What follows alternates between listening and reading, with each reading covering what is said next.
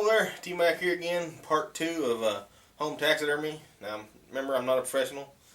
It's just how I do things, and if it helps you or you learn anything, then that's a bonus. This is a 9-point I killed this year.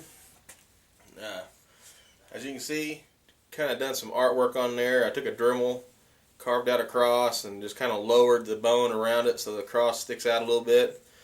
And just trying to figure something out, you know. This is my first time carving on bone, so I think I can get it done and get better at it. But what I actually done to this one, after you boil the head off, get all the meat off, get the brains out, and all that, I went ahead and just stained it. I wanted it to look old-fashioned, you know, rugged. The horns I didn't touch; they were naturally that dark. This is probably the darkest horned buck I've ever shot. But as far as the head goes, I think I put 4 coats of stain on it. Penetrate stains and seals. I want it to be a little darker, but the only stain I have is golden oak. I think walnut stain would look really cool on one of these. But I just stained it, and then went over it with a clear coat in a can. It ain't real expensive. Between that stain, big jug of stain, and that paint, clear coat paint, probably, I don't know, 10 bucks maybe. And what I'm going to do with this is make a nice little European mount. Now, when I was done, I took a bandsaw and I cut all the sharp edges off the back of this head, as flat as I could get it. And if you have access to a bandsaw, it's really easily done.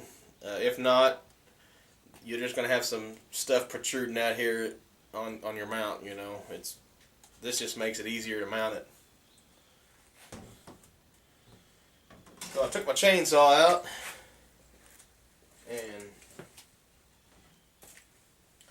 we had a big tornado in 2008, and it knocked down a lot of cedar trees on our property, and this is one of them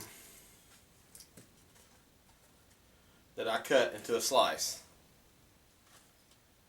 And in that, it looked kind of like a 4-leaf clover, don't it? And to brighten it up, I just took a little more of this clear coat and just went over it just a little bit. I didn't get crazy with it. You know, it's cedar. It's going to last forever. I'm going to mount it just like that. I think that'd be pretty cool.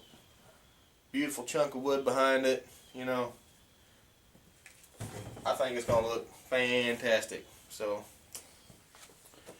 first thing I'm going to do, I'm going to put this on here where I want it. This is the back side, not the front. I'm going to put a couple marks on here. Center him up nice. Top of the skull. To the bottom of the skull.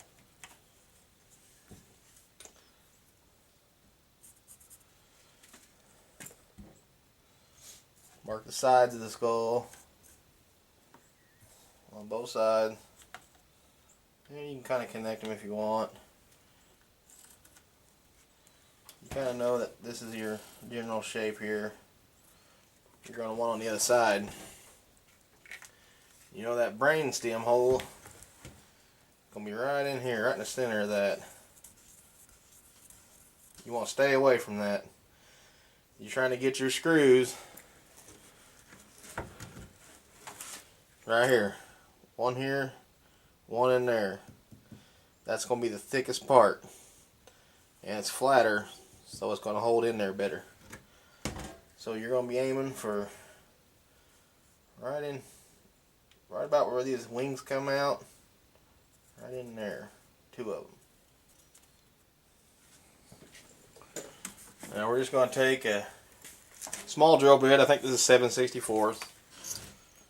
And I don't want to drill into my top of my freezer, so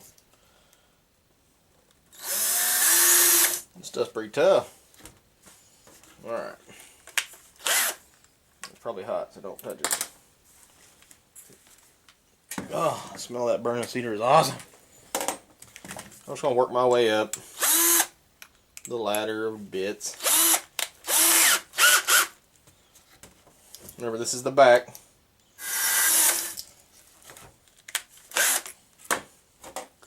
Then this will be used for countersinking the screws. Don't have to go very far with it. Just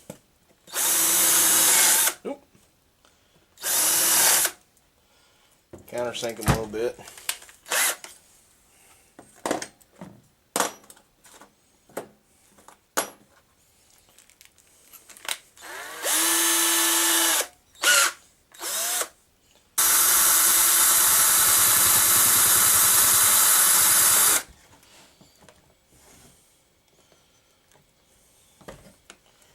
Alright, so I got a good mark on that sucker where that screw's going to be.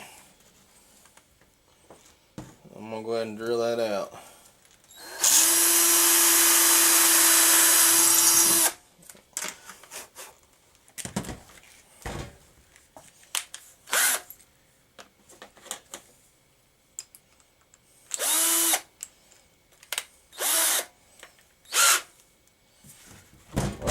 So,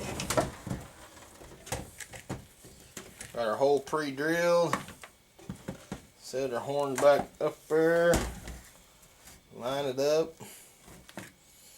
You can do that by going in the back side, sticking it on through, sticking it right there on the tip.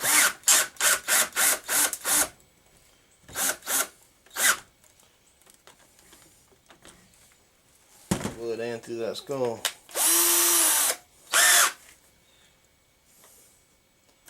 Line it back up. Send it through this one.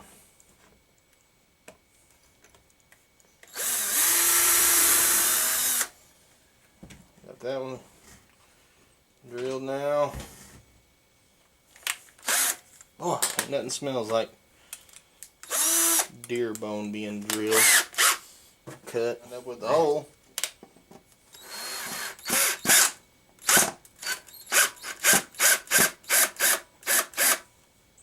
Alright, so there you have it.